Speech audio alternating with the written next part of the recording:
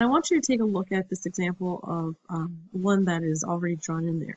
So what we're going to be doing is graphing quadratic equations first. Now when we did linear equations drew in a very straight line. Okay, that's the key word in linear was line. Quadratic equations create parabolas. Parabolas is this U shape that you see right here. Okay, now it doesn't have to go in this direction. Okay, we could also see them in this direction as well. So I guess you can call this an N shape on the left and this one a U shape. But it's called a parabola, and the spelling is found right here. Okay, parabola.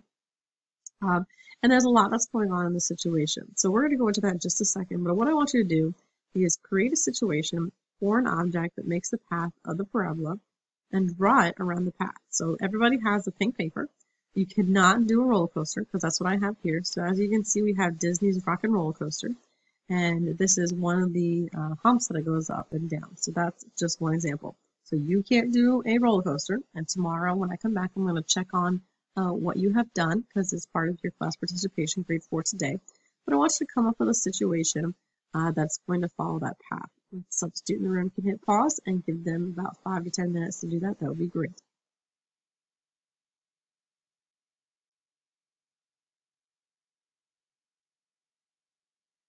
Okay, so hopefully you come up with something very creative and made it very pretty. Let's go on and we'll discuss this more tomorrow when I come back.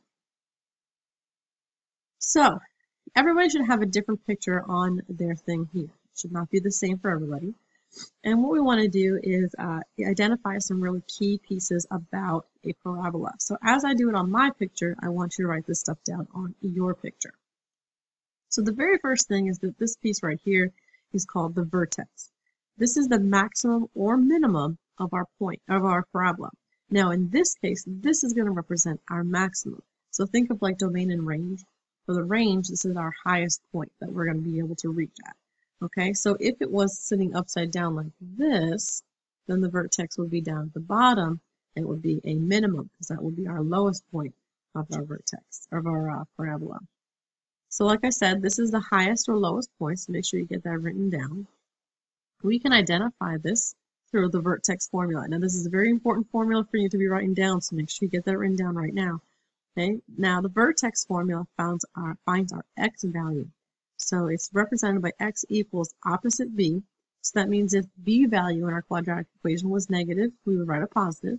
And if it was positive, we would write a negative. All over 2 times a.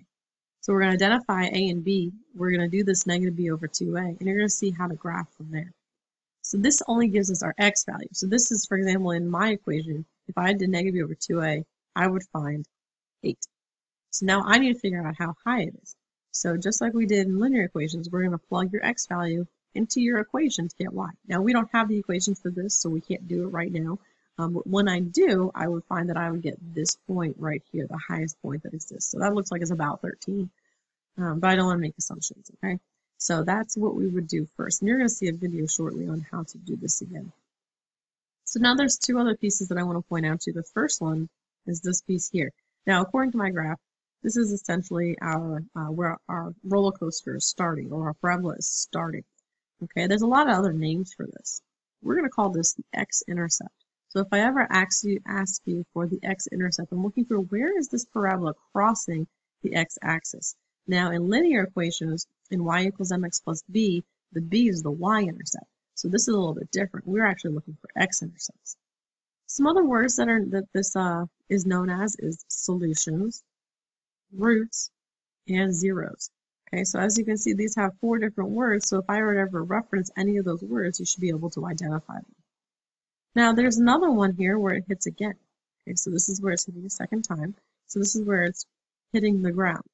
Okay, so where it's starting and where it's hitting, again, I'm putting in quotations because this is an equation. It's going to continue on forever and ever. We just don't have it in this picture. This is also another one of the x-intercepts, solutions, roots, or zeros. So when I ask to solve a quadratic equation, I'm looking for these 2 points right here. Okay, our x-intercepts, these are our solutions, our roots, or our zeros. We're first going to learn how to find these solutions by graphing, and then we're going to learn 3 other methods.